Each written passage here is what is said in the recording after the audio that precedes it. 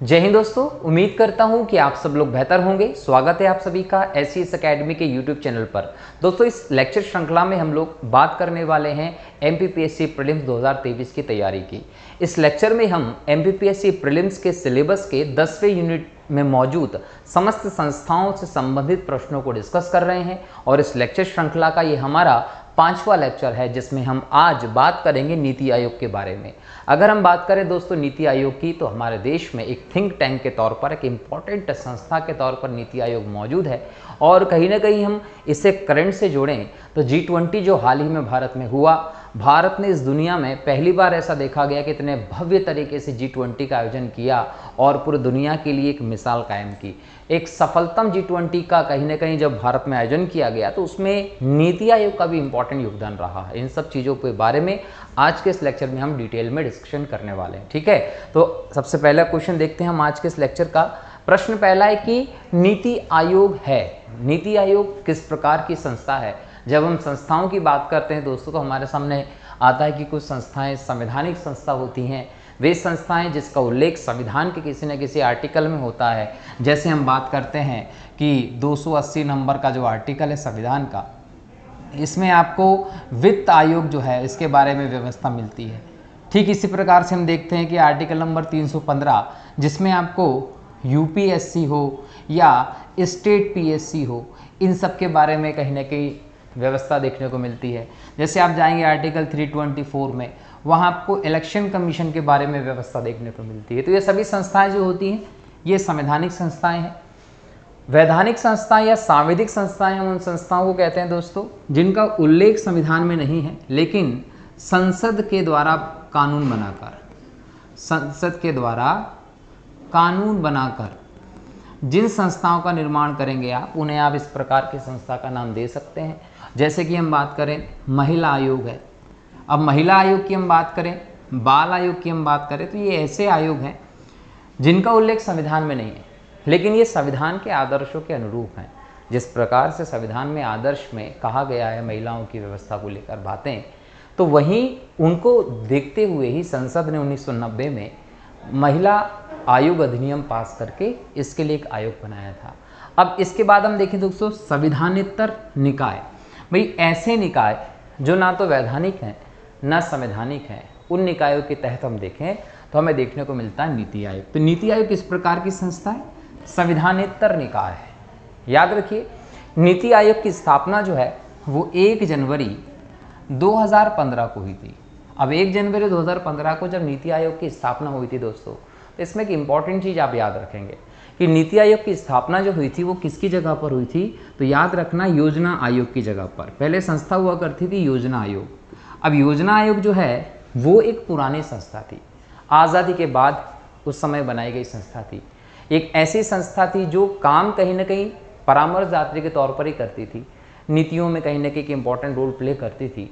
लेकिन इस संस्था को वर्तमान संदर्भ में देखते तो कहीं ना कहीं रेलेवेंसी कम दिखाई पड़ती। इसलिए नरेंद्र मोदी जी की सरकार जब आई तो उन्होंने 1 जनवरी 2015 को योजना आयोग जैसी संस्था को ख़त्म करके उसकी जगह पर नीति आयोग लेकर आ गए थे। अगर हम योजना आयोग की बात करें तो योजना आयोग 15 मार्च को 1950 को बनाई गई संस्था थी। अब योजना आयोग 1950 में जब बनाई गई थी, इसको लेकर एक व्यवस्था दी गई थी कि ये ना तो कानून बनाकर बनाई गई संस्था थी और ना ही संविधान में व्यवस्था थी इसकी। तो ये किस प्रकार से आई थी, तो याद रखेंगे कि संसद ने एक प्रस्ताव पारित करके, संसद ने एक प्रस्ताव पारित करके योजना आयोग का गठन किया था। अब संसद ने एक प्रस्ताव पारित करके जब योजना आयोग का गठन किया तो इसको लेकर कोई बाध्यता नहीं थी। इसी चीज़ का फायदा कहीं ना कहीं 1 जनवरी 2015 के समय देखने को मिला। एक प्रस्ताव पारित करके योजना आयोग को रिप्लेस करके नीति आयोग बना दिया गया। तो नीति आयोग जो बनाया गया दोस्तों, वो किस संस्था के तौर पर बनाया गया? एक ऐसी संस्था के तौर पर बनाया गया जो ना तो सांविधिक संस्था थी ना ही संवैधानिक संस्था रही, बल्कि एक संविधानेतर संस्था के तौर पर आप इसे देख रहे हैं, निकाय के तौर पर देख रहे हैं, जिसके लिए ना तो कोई कानून पारित किया गया है और जिसके लिए ना कोई संविधान में व्यवस्था है, लेकिन संसद के द्वारा एक प्रस्ताव पारित करके इस संस्था का निर्माण ठीक उसी प्रकार से किया गया है जैसे कि जवाहरलाल नेहरू जी के समय पे योजना आयोग का गठन किया गया था। बराबर। अब इसमें एक और चीज याद रखिएगा कि योजना आयोग का गठन अचानक से तो नहीं हो गया था। जब हम योजना आयोग के गठन की बात करते हैं तो योजना आयोग का गठन कोई एकाएक नहीं हो गया था। योजना आयोग का जो गठन हुआ था वो केसी नियोगी जो थे, इनकी अध्यक्षता में एक एडवाइजरी कमेटी प्लानिंग बोर्ड बना था। केसी नियोगी के अध्यक्षता में क्या बना था? एक एडवाइजरी प्लानिंग बोर्ड। अब ये एडवाइजरी प्लानिंग बोर्ड जो बनाया गया था दोस्तों, ये हमारे देश में आज़ादी के पहले बनाया गया था। आज़ादी के पहले कब? 1946 में। तो ये एडवाइजरी प्लानिंग बोर्ड जो 1946 में बनाया था, इसके अध्यक्ष कौन थे? केसी नियोगी। और इन्होंने ही इस बात को लेकर ये परामर्श दिया था, सलाह किया था कि योजना आयोग जैसी कोई संस्था बने। तो इसकी सिफारिश के आधार पर ही 15 मार्च 1950 को जब हम आज़ाद हो गए और कहीं ना कहीं एक सरकार हमें देखने को मिल रही थी, उस समय 15 मार्च 1950 को जवाहरलाल नेहरू सरकार के समय पे योजना आयोग का गठन किया गया, जिसका काम ये था कि देश के समस्त संसाधनों का कहीं ना कहीं एक एवैल्यूएशन करे और सभी के समान रूप से उसके यूज़ के लिए योजना तैयार करने का काम करती थी। हालांकि एनडीसी का इसमें इंपॉर्टेंट रोल रहा, क्योंकि किसी भी योजना पे जो पंचवर्षीय योजनाएं होती थी उन पर अंतिम रूप से मोहर जो है वो एनडीसी का लगता था। उस पर भी हम बात करेंगे। तो ये इस प्रकार से योजना आयोग जैसी संस्था आई, जो कि केसी नियोगी की अध्यक्षता में एडवाइजरी प्लानिंग बोर्ड जो था उसकी सिफारिश पर बना था। और चूंकि इसको लेकर कोई बाध्यता नहीं थी, एक संसद ने प्रस्ताव मात्र पारित करके इसको बनाया था। तो ठीक उसी प्रकार से नरेंद्र मोदी जी ने भी यूज़ किया, और नरेंद्र मोदी जी ने भी क्या किया कि एक प्रस्ताव पारित करके योजना आयोग को रिप्लेस करके नीति आयोग बना दिया, जिसका मुख्यालय आपको मिलता है कहाँ? दिल्ली में। तो एग्जाम में आपसे पूछ ले कि योजना आयोग का मुख्यालय, नीति आयोग का मुख्यालय कहाँ है? तो नई दिल्ली में है। अब इसमें एक और चीज़ याद रखिएगा कि इसका जो अध्यक्ष होता है, किसका? नीति आयोग का। नीति आयोग का अध्यक्ष होता है प्राइम मिनिस्टर, लेकिन प्राइम मिनिस्टर भी कौन? पदेन, पूर्व प्राइम मिनिस्टर नहीं। जैसे योजना आयोग के अध्यक्ष की हम बात करते थे ना, तो प्राइम मिनिस्टर योजना आयोग के अध्यक्ष होते थे, वैसे ही नीति आयोग के अध्यक्ष भी प्राइम मिनिस्टर होता है, लेकिन पदेन प्राइम मिनिस्टर, जिसका मतलब है कि जो वर्तमान में प्राइम मिनिस्टर के पोस्ट पर हैं वही व्यक्ति नीति आयोग का भी अध्यक्ष होगा।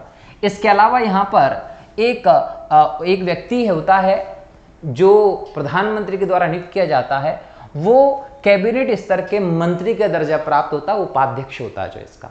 तो अध्यक्ष का पद इंपॉर्टेंट है, दूसरा उपाध्यक्ष का पद इंपॉर्टेंट है। तीसरी बात याद रखिएगा कि जो योजना आयोग है इसकी प्रकृति सलाहकारी है।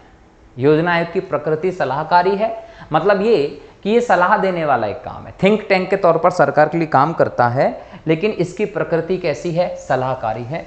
तो एग्जाम में इस थोड़े से समय का हमने जो डिस्कशन किया है इस क्वेश्चन पे, उससे आपको कोई सा भी प्रश्न आ सकता है। जैसे कि योजना आयोग की प्रकृति कैसी थी? सलाहकारी थी। नीति आयोग की प्रकृति कैसी है? सलाहकारी है। योजना आयोग का गठन जो किया गया था वो किसके परामर्श पर किया गया था? केसी नियोगी के एडवाइजरी बोर्ड के परामर्श पर किया गया था। योजना आयोग का गठन कब किया गया था? 15 मार्च 1950 को किया गया था। नीति आयोग का गठन कब किया गया? तो नीति आयोग का गठन 1 जनवरी 2015 को किया गया। नीति आयोग का अध्यक्ष कौन होता है? वही व्यक्ति होता है जो वर्तमान में भारत का प्राइम मिनिस्टर होगा। योजना आयोग का अध्यक्ष कौन होता था? जो भारत का प्राइम मिनिस्टर होता था वही योजना आयोग का अध्यक्ष होता था। जो उपाध्यक्ष होता है वो किस स्तर का होता है? तो याद रखेंगे कैबिनेट मंत्री के स्तर का व्यक्ति होता है, वो सेंट्रल गवर्नमेंट के। तो इस प्रकार के क्वेश्चंस आपसे एग्जाम में पूछ सकता है। ठीक है, अगला प्रश्न है, नीति आयोग का पूरा नाम है? तो याद रखेंगे national institution for transforming India. ठीक है, अगला प्रश्न है, निम्न में से नीति आयोग के बारे में सही कथन है? तो याद रखें नीति आयोग के उपाध्यक्ष की नियुक्ति प्रधानमंत्री द्वारा होती, बिल्कुल। कैबिनेट मंत्री के स्तर का व्यक्ति होता है और प्राइम मिनिस्टर साहब इसकी नियुक्ति करते हैं। उपाध्यक्ष को कैबिनेट मंत्री के समकक्ष दर्जा प्राप्त होता है, सही है। वर्तमान नीति आयोग के उपाध्यक्ष सुमन बेरी हैं, बिल्कुल, नए नए बने हुए हैं ये, मतलब सभी कथन आपके सही हैं। ठीक है, देश के सभी भागों में तीव्र एवं संतुलित विकास को बढ़ावा देना किसका प्रमुख उद्देश्य है? तो नीति आयोग का प्रमुख उद्देश्य है कि संतुलित रूप से विकास को बढ़ावा देना, सरकार को इससे संबंधित परामर्श देना, इसकी रूपरेखा तैयार करना। निम्नलिखित में से कौन नीति आयोग की गवर्नर काउंसिल का भाग है? सभी राज्यों के मुख्यमंत्री, बिल्कुल सभी राज्यों के मुख्यमंत्री गवर्निंग काउंसिल जो होती है उसका भाग होते हैं। दिल्ली, जम्मू कश्मीर और पुदुचेरी सहित ऐसे केंद्र शासित प्रदेश जिसका मुख्यमंत्री होता है वहाँ के शामिल होंगे, तभी हमारे देश में दिल्ली, जम्मू कश्मीर और पुदुचेरी ऐसे केंद्र शासित प्रदेश है जहाँ पर विधानसभा का प्रावधान है या मुख्यमंत्री हो सकते हैं, तो इनके मुख्यमंत्री बिल्कुल सही है। अंडमान और निकोबार द्वीप समूह के उपराज्यपाल बिल्कुल सही है। इसका मतलब उपरोक्त सभी आपका उत्तर होगा। ठीक है दोस्तों, चलिए आगे बढ़े। अगला प्रश्न है, नीति आयोग के बारे में निम्नलिखित में से कौन सा कथन सही है? नीति आयोग का गठन 25 जनवरी 2016 को किया गया था? नहीं, 1 जनवरी 2015 को किया गया था। नीति आयोग वाणिज्य और उद्योग मंत्रालय के अंतर्गत आता नहीं, भारत सरकार के अधीन है, किसी मंत्रालय के अधीन नहीं है। नीति आयोग का पूर्ण रूप से national institute for transforming India है तथा नीति आयोग भारत सरकार का एक पॉलिसी थिंक टैंक है, बिल्कुल सही है। नीति आयोग भारत सरकार को वित्त संबंधी निर्णय लेने के लिए एक बाध्यकारी निकाय बिल्कुल नहीं है, सलाहकारी निकाय है, बाध्यकारी नहीं है। सी आपका सही उत्तर होगा कि national institute for transforming India है और भारत सरकार का एक पॉलिसी थिंक टैंक है। ठीक है, नीति आयोग के बारे में निम्नलिखित में से क्या सुमेलित नहीं है बताना है। नीति आयोग का प्रधान कार्यालय दिल्ली में है, बिल्कुल सही है। अध्यक्ष नरेंद्र मोदी जी हैं, बिल्कुल सही है। अध्यक्ष वो होता है जो वर्तमान में देश का प्रधानमंत्री हो। पेरेंट एजेंसी इसकी भारत सरकार है और उपाध्यक्ष जो है वो सुमन बेरी जी है, ना कि अमित शाह जी है, तो ये वाला ऑप्शन आपका अलग हो जाएगा। अगला प्रश्न है, नीति आयोग के वर्तमान सीईओ कौन है? वर्तमान सीईओ हैं श्री BVR सुब्रमण्यम। तो श्री BVR सुब्रमण्यम जो है वो नीति आयोग के वर्तमान सीईओ हैं, ये आपको ध्यान रखना, जिन्होंने 25 फरवरी 2023 को इस पद पर संभाला था। इसके अलावा एक और चीज़ याद रखेंगे कि 1987 बैच में छत्तीसगढ़ से ये भारतीय प्रशासनिक सेवा के अधिकारी रहे हैं। अगला प्रश्न, नीति आयोग के उपाध्यक्ष का दर्जा किसके समकक्ष होता है? कैबिनेट मंत्री के समकक्ष होता है, मैंने पहले ही बता दिया है। नीति आयोग किस सिद्धांत पर आधारित है? राष्ट्रवाद के सिद्धांत पर काम करता है नीति आयोग। नीति आयोग सहकारीवाद, संघवाद के सिद्धांत पर काम करता है, सहकारिता के सिद्धांत पर काम करता, मतलब इन तीनों ही अवधारणा के अंतर्गत, सिद्धांतों के अंतर्गत नीति आयोग काम करता है, क्योंकि एक इंक्लूसिव डेवलपमेंट की अवधारणा हमारे देश में समावेशी विकास की अवधारणा को हम लोगों ने शामिल किया है और उस समावेशी विकास के अंतर्गत हमारे देश में अंतिम पंक्ति के अंतिम व्यक्ति तक विकास की धारा पहुंचनी चाहिए, ये सरकार का कहीं ना कहीं लक्ष्य है और उस लक्ष्य तक पहुंचने के लिए तीनों की तीनों व्यवस्थाएं यूज होंगी। हम ये कह सकते हैं कि नीति आयोग जो है वो राष्ट्रवाद के सिद्धांत पर, सहकारी संघवाद के सिद्धांत पर और सहकारिता के सिद्धांत पर काम करता है। ठीक है, नीति आयोग के गठन में कौन शामिल हैं?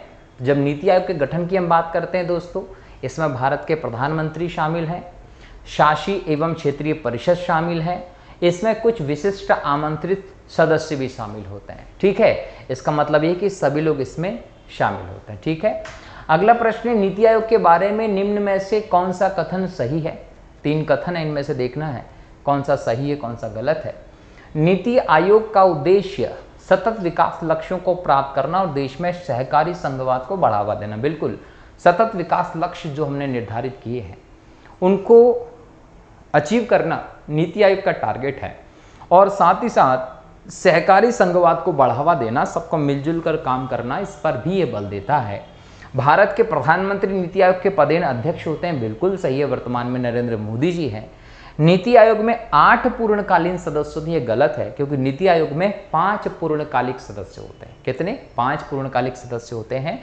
इसका मतलब तीसरा वाला गलत है, पहला और दूसरा सही है, केवल 1 और 2 ऑप्शन आपका हो जाएगा। ठीक है, अगला प्रश्न है, निम्न में से कौन सा नीति आयोग का कार्य नहीं है? राष्ट्रीय विकास प्राथमिकताओं रणनीतियों की एक रणनीतिक विकास करना, ये बिल्कुल काम है, इसीलिए तो बनाया गया है ताकि आप विकास की रणनीतियों पर काम कर सकें उस पर कहीं ना कहीं एक थिंक टैंक के तौर पर आप काम करते हैं, सरकार को परामर्श देते हैं। इसलिए नीति आयोग एक परामर्शदात्री संस्था भी है।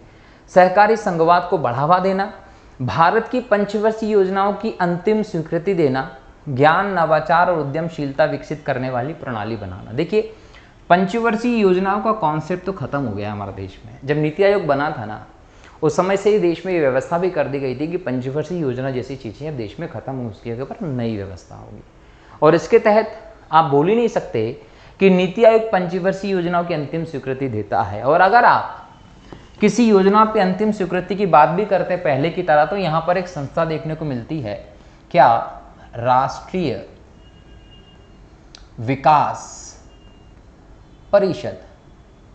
ये राष्ट्रीय विकास परिषद, जिसको आप एनडीसी कहते हैं, नेशनल डेवलपमेंट काउंसिल, इसका गठन किया गया था अगस्त 1952 में।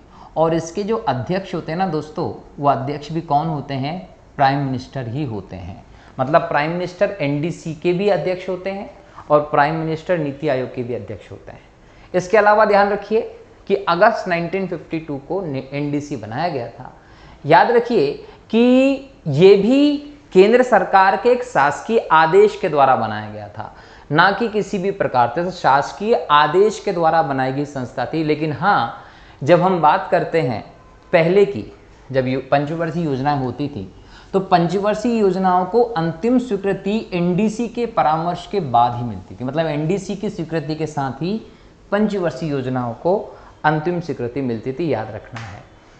IAMR का नाम बदलकर NILERD कर दिया गया है। कब किया गया है? ये किया गया 9 जून 2014 को। अब समझिए, ये IAMR था क्या? इसका मतलब था institute of applied man power research. ये संस्था थी। क्या नाम था? आई मतलब इंस्टीट्यूट, अप्लाइड, एम मतलब मैन पावर, आर मतलब रिसर्च। अब ये एक संस्था थी, नीति आयोग के अंतर्गत ही आती है, एक सहायक संस्था के तौर पर आप इसको देखते हैं। और ये संस्था हुआ करती थी पहले। इसके स्थान पर हम क्या देख रहे हैं कि इसका नाम बदलकर इसका नाम कर दिया गया NILERD। मतलब क्या? इसमें national institute of labour economic research and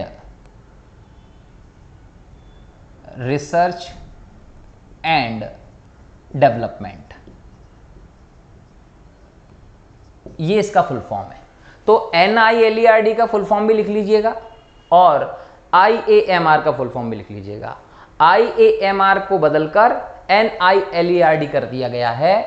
इसमें केवल institute of applied man power था, अप्लाइड मैन पावर पर रिसर्च की बात करता था। यहां पर बोल दिया गया है labour economic research and development.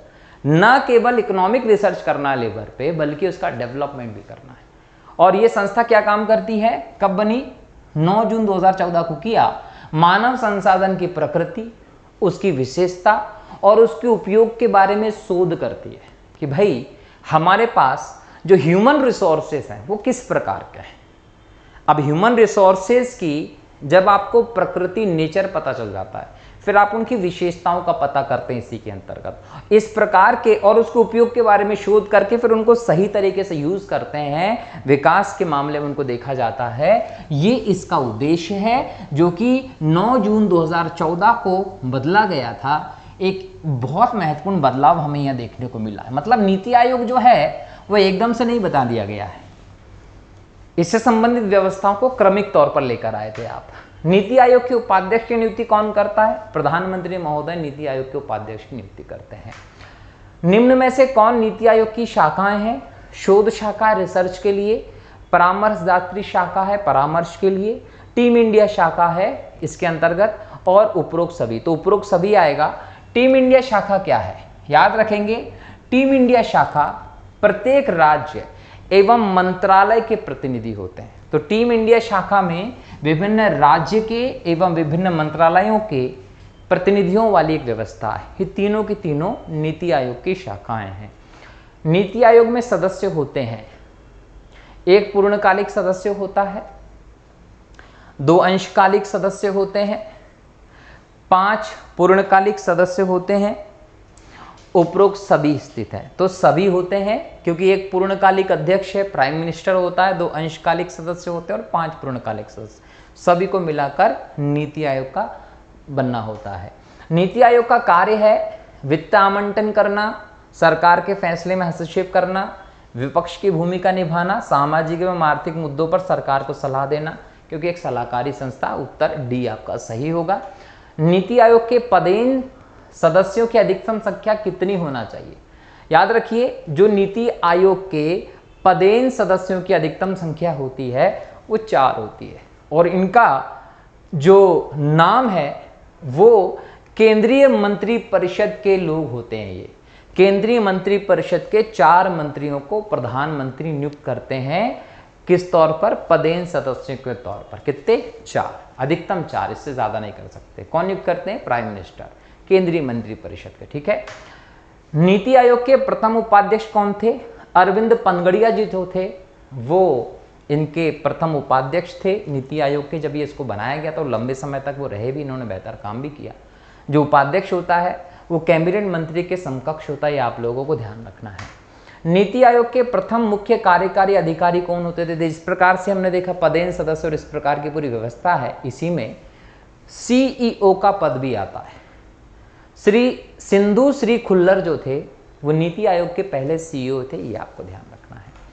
NITI Aayog में अंशकालिक सदस्यों की अधिकतम संख्या कितनी होती है, 2 अंशकालिक सदस्यों को चुना जाता है नीति आयोग में, और ये जो है ये विभिन्न विश्वविद्यालय से, विभिन्न शोध संस्थानों से आते हैं, ठीक है।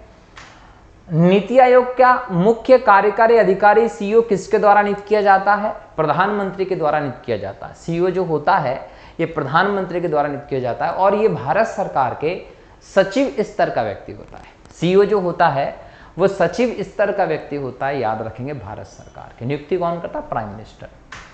नीति आयोग में विशिष्ट आमंत्रित सदस्य किसके द्वारा नामित होते हैं, विशिष्ट आमंत्रित सदस्य जो होते हैं नीति आयोग में वो प्रधानमंत्री जी के द्वारा नामित होते हैं। और अगर हम देखें तो ये विशिष्ट आमंत्रित सदस्य कौन हो सकते हैं, ये अपने अपने क्षेत्र के विशेषज्ञ हो सकते हैं, जानकार हो सकते हैं। तो अपने अपने क्षेत्र के विशेषज्ञों को, जानकारों को प्राइम मिनिस्टर जो होंगे वो अपने विशेष आमंत्रित सदस्य के तौर पर नियुक्त करते हैं। नीति आयोग के वर्तमान उपाध्यक्ष कौन है, सुमन बेरी जी जो है वर्तमान उपाध्यक्ष हैं। नीति आयोग में वर्तमान में पूर्णकालिक सदस्य के रूप में कौन सम्मिलित हैं, देखिए अरविंद विरमानी जी जो हैं वो मई 2023 में बने हैं। चौथे, वीके सारस्वत और प्रोफेसर रमेश चंद्र पहले से थे। इसका मतलब उपयोग सभी उत्तर है, लेकिन इसमें एक सदस्य और जोड़ लीजिए, क्या वो सदस्य हैं आपके वीके पॉल। जो वीके पॉल है ना, ये भी नीति आयोग के पूर्णकालिक सदस्य हैं। 4 पूर्णकालिक सदस्यों की नियुक्ति प्रधानमंत्री जी के द्वारा होती है नीति आयोग में। अब प्रधानमंत्री जिन 4 पूर्णकालिक, अधिकतम 4 पूर्णकालिक सदस्यों की नियुक्ति करेंगे तो यहां पे आपको देखने को मिलेगा कि वीके पॉल हैं, अरविंद विरमानी हैं, वीके सारस्वत हैं, प्रोफेसर रमेश चंद्र हैं। इसका मतलब ये 4 लोग यहाँ देखने को मिलेंगे। अब यहाँ ये भी समझिए कि जो वीके पॉल हैं ये लोक स्वास्थ्य विशेषज्ञ हैं। अगर हम बात करें किसकी, अरविंद विरमानी जी की, तो ये अर्थशास्त्री हैं। रमेश चंद्र की बात करें तो ये कृषि विशेषज्ञ हैं। सारस्वत की बात करें तो ये सचिव हैं डीआरडीओ के पूर्व, अपने अपने क्षेत्र के विशेषज्ञ हैं। प्रधानमंत्री के द्वारा इनकी नियुक्ति की जाती है, ठीक है। चलिए अगला प्रश्न है, नीति आयोग में वर्तमान में पदेन सदस्य के रूप में कौन सम्मिलित हैं। अमित शाह जी भी हैं, गृह मंत्री हैं, सहकारिता मंत्रालय के मंत्री भी हैं, निर्मला सीतारमण जी भी हैं जो भारत की पहली महिला रक्षा मंत्री रही, पहली महिला स्वतंत्र रूप से वित्त मंत्री रही और वर्तमान में वित्त मंत्री के तौर पर काम कर रही हैं। राजनाथ सिंह जी पहले गृह मंत्री रह चुके हैं मोदी जी की सरकार में, वर्तमान में रक्षा मंत्रालय इनके पास है। मतलब ये सभी के सभी पदेन सदस्य के तौर पे काम कर रहे हैं। इसमें एक और है नरेंद्र सिंह तोमर जी। नरेंद्र सिंह तोमर जो है ये सेंट्रल मिनिस्टर है, ये भी इसमें शामिल है। ठीक है। नीति आयोग में वर्तमान में विशेष आमंत्रित सदस्य में कौन कौन शामिल हैं? नितिन गडकरी जी सड़क मंत्रालय में है। रमेश निशंक पोखरियाल की बात करें तो ये मानव संसाधन विकास मंत्री हैं। थावर चंद्र गहलोत की बात करें सामाजिक न्याय अधिकारिता मंत्रालय में है। इसका मतलब ये तीनों के तीनों इसमें शामिल हैं। टीम इंडिया शाखा के संबंध में निम्नलिखित कथनों पर विचार कीजिए। इसमें प्रत्येक राज्य व मंत्रालय के प्रतिनिधि होते हैं। बिल्कुल सही, इसमें प्रत्येक राज्य और मंत्रालय के प्रतिनिधि होते हैं। यह राष्ट्रीय सहयोग एवं सहकारी के एक स्थायी मंच के रूप में काम करता है। बिल्कुल काम करता है। इसका मतलब ये दोनों कथन सही हैं। 1 और 2 आपका उत्तर होगा। नीति आयोग की परामर्शदात्री शाखा के संबंध में निम्नलिखित कथनों पर विचार करें। यह सुविज्ञता एवं निधियन के विशेषज्ञ पैनल का एक मंच उपलब्ध कराती है। बिल्कुल सही है। यह शोध मामलों में मार्गदर्शक तथा एक समग्र गुणवत्ता जांच का कार्य करती है। बिल्कुल सही है। इसका मतलब 1 और 2 दोनों आपके सही होंगे। अगला है institute of employed main power research की स्थापना कब हुई थी? तो 1962 में हुई थी। नीति आयोग में एक संलग्न केंद्र द्वारा अनुशासित संस्था के तौर पर यह काम करती है, जिसके बारे में मैंने अभी थोड़ी देर पहले आपको बताया था कि इसका नाम अब बदल दिया गया है। क्लियर। राष्ट्रीय श्रम अर्थशास्त्र शोध एवं विकास संस्थान के संबंध में निम्नलिखित कथनों पर विचार कीजिए। ये भी नीति आयोग के अंतर्गत एक काम है। यह नीति आयोग से संलग्न एक केंद्रीय स्वशासी संगठन है। बिल्कुल सही है। इसे नीति आयोग द्वारा अनुदान सहायता के रूप में निधि प्रदान होती है। ये भी सही है। कार्यक्रम मूल्यांकन संगठन पीईओ की स्थापना कब हुई थी? तो याद रखेंगे कार्यक्रम मूल्यांकन संगठन पीईओ की स्थापना 1954 में हुई थी। यह केंद्र सरकार के द्वारा वित्त पोषित संस्थान है जो 1954 में बना और जिन योजनाओं जिन कार्यक्रमों पर सेंट्रल गवर्नमेंट पैसा देती है उन कार्यक्रमों उन योजनाओं का स्वतंत्र रूप से और वस्तुनिष्ठ रूप से मूल्यांकन करने का काम जो है वो कार्यक्रम मूल्यांकन संगठन करती है। कार्यक्रम मूल्यांकन संगठन से ही कहीं ना कहीं सरकार को इस बात का जानकारी मिलती है, रिपोर्ट मिलती है कि जो कार्यक्रम चलाए जा रहे हैं उस कार्यक्रम में किस प्रकार की वृद्धि है, किस प्रकार का उसका सक्सेस रेट है, कितना इस पे खर्च हो रहा है, हर एक चीज़ की जानकारी जो है वो आपको कौन देता है? कार्यक्रम मूल्यांकन संगठन देता है। विकास अनुश्रवण एवं मूल्यांकन कार्यालय का मुख्यालय कहाँ स्थित है? तो ध्यान रखेंगे ये जो कार्यालय है इसका मुख्यालय दिल्ली में है और इसकी स्थापना सन 2015 में की गई थी जब नीति आयोग की स्थापना की गई थी। तो भारत सरकार के अंतर्गत ये एक संस्थान आता है जो कि नीति आयोग के एक संलग्न कार्यालय के रूप में काम करता है। विकास अनुश्रवण एवं मूल्यांकन कार्यालय के कौन कौन से कार्य हैं? सरकार प्रायोजित कार्यक्रमों के कार्यान्वयन का अनुश्रवण करना। बिल्कुल सही। मंत्रालयों के मूल्यांकन अध्ययनों के विचारार्थ विषय के प्रकल्पन में सहायता देना, सहकारी संघवाद की भावनाओं को बढ़ावा देना, सभी ये सभी के सभी काम किसके हैं? DMEO के हैं। राष्ट्रीय विकास परिषद का गठन कब किया गया था? अगस्त 1952 में सरकार ने एक प्रस्ताव के माध्यम से, प्रस्ताव मान लीजिए इसको, या इसको आप एक आदेश बोल दीजिए, इस आदेश या इस प्रस्ताव के माध्यम से NDC की स्थापना की थी और NDC वो संस्था रही जिसकी स्वीकृति के बाद योजना आयोग का क्रियान्वयन या अंतिम रूप से उसका स्वीकृति मानी जाती थी। मतलब जब तक NDC की स्वीकृति नहीं हो जाती थी तब तक योजना जो होती थी वो लागू नहीं होती थी। NDC जो है वो राष्ट्रीय विकास परिषद कहा जाता है, जिसको इंग्लिश में आप नेशनल डेवलपमेंट काउंसिल कहते हैं। इसके अध्यक्ष भी प्रधानमंत्री होते हैं, ये आपको ध्यान रखना। और राज्यों के मुख्यमंत्री जो हैं, राज्यपाल जो आपको दिखाई पड़ते हैं, उपराज्यपाल, तो कहीं ना कहीं मुख्यमंत्री और उपराज्यपाल जो होते हैं वो इसके सदस्य होते हैं। निम्न में से कौन राष्ट्रीय विकास परिषद की संरचना का भाग है? सभी केंद्रीय कैबिनेट मंत्री, सभी राज्यों के मुख्यमंत्री, सभी केंद्र शासित प्रदेशों के प्रशासक या उपराज्यपाल, या जहां पर विधानसभा उनके मुख्यमंत्री राष्ट्रीय विकास परिषद में शामिल होते हैं। राष्ट्रीय विकास परिषद के निम्न में से कौन से उद्देश्य हैं? योजना निर्माण करना, कार्यान्वयन में राज्यों का सहयोग प्राप्त करना, बिल्कुल सही है। योजना के समर्थन में राष्ट्र के संसाधनों एवं प्रयासों को गतिशील बनाना, बिल्कुल सही है। सभी मुख्य क्षेत्रों में सामान्य आर्थिक नीतियों को बढ़ावा देना, सही है। इसका मतलब उपरोक्त सभी आपका उत्तर होगा। अगला प्रश्न है, राष्ट्रीय विकास परिषद के निम्न में से कौन से कार्य हैं? समय समय पर राष्ट्रीय योजनाओं के संचालन की समीक्षा करना, योजनाओं के कार्यान्वयन में आने वाली बाधाओं को दूर करने का प्रयास करना, केंद्र और राज्य के बीच सहभागिता, समन्वय एवं सहयोग को बढ़ावा देना। उपरोक्त सभी, याद रखिए उपरोक्त सभी जो है आपका उत्तर होगा। अगला प्रश्न, निम्न में से कौन से नीति आयोग के कार्य हैं? विकास प्रक्रिया में निर्देश और रणनीतिक परामर्श देना, बिल्कुल सही है। कार्यक्रमों और नीतियों के क्रियान्वयन हेतु प्रौद्योगिकी व क्षमता का निर्माण करना, विकास करना, सही है। दीर्घकालिक योजना कार्यक्रम निर्माण में उसमें समय अनुसार आवश्यक परिवर्तन करना, बिल्कुल सही है। मतलब उपरोक्त सभी आपका उत्तर होना चाहिए। अगला प्रश्न है, निम्नलिखित कथनों पर विचार करें।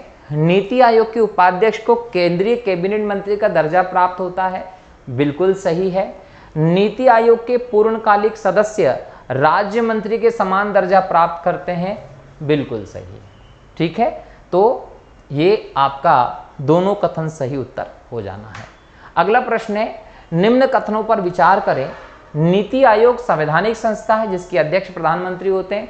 देखिए, नीति आयोग के अध्यक्ष प्रधानमंत्री तो होते हैं, लेकिन ये संवैधानिक संस्था नहीं, इसके बारे में संविधान में कहीं लिखा नहीं है। ना ये वैधानिक है, ना ही ये संवैधानिक है, तो ये वाला गलत हो गया। नीति आयोग के उपाध्यक्ष की नियुक्ति प्रधानमंत्री के द्वारा की जाती है, ये सही। नीति आयोग की शाखाएं हैं, शोध शाखा है, सही है। परामर्शदात्री शाखा है, सही है। टीम इंडिया शाखा है जिसमें राज्य और केंद्र के मंत्री पदेन लोग शामिल होते हैं। नीति निर्माण शाखा नहीं है। 1, 2, 3 आपका सही है। ठीक है, अगला प्रश्न है, नीति आयोग भारत सरकार के कार्यकालीय संकल्प द्वारा सर्जित किया है, बिल्कुल सही है। यह एक गैर संवैधानिक तथा गैर वैधानिक निकाय है, बिल्कुल सही। अगला प्रश्न है, विकास अनुश्रवण एवं मूल्यांकन कार्यालय के संदर्भ में सत्य है। सरकार प्रायोजित कार्यक्रमों के कार्यान्वयन का अनुश्रवण करना, मंत्रालयों को मूल्यांकन अध्ययनों के लिए विचारार्थ विषयों के प्रकल्पन में सहायता देना, मानव पूंजी विकास पर नीति शोध आयोजित करना, सहकारी संघवाद की भावना को बढ़ावा देना।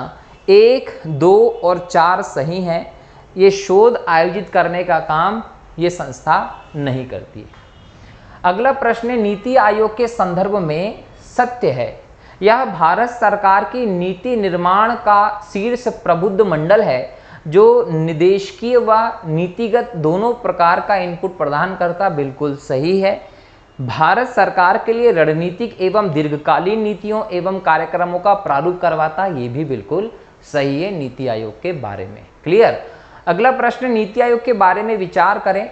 नीति निर्माण और कार्यक्रमों की रूपरेखा तैयार करना, सहकारी संघवाद को बढ़ावा देना, नीतियों का अनुवीक्षण और मूल्यांकन करना, सरकार के थिंक टैंक एवं ज्ञान एवं नवोन्मेष के हब के रूप में काम करना। तो ये सभी के सभी काम जो है वो नीति आयोग के हैं, ये आप लोगों को ध्यान रखना है। अगला प्रश्न है, नीति आयोग की शासकीय परिषद के बारे में विचार करें। राज्य के मुख्यमंत्री शामिल होते हैं, बिल्कुल सही। संघ राज्य क्षेत्रों के उपराज्यपाल शामिल होते हैं, बिल्कुल सही। विधानसभा वाले संघ राज्य क्षेत्रों के मुख्यमंत्री शामिल होते हैं, मतलब दिल्ली के, जम्मू कश्मीर के, पौंडीचेरी के। राज्यों के राज्यपाल शामिल होते हैं, तो राज्यों के राज्यपाल शामिल नहीं होते, बाकी 3 शामिल होते हैं। ठीक है, तो ये आप लोगों को ध्यान रखना। अगला प्रश्न है, नीति आयोग के उपाध्यक्ष के बारे में इनमें से कौन सा कथन सही है।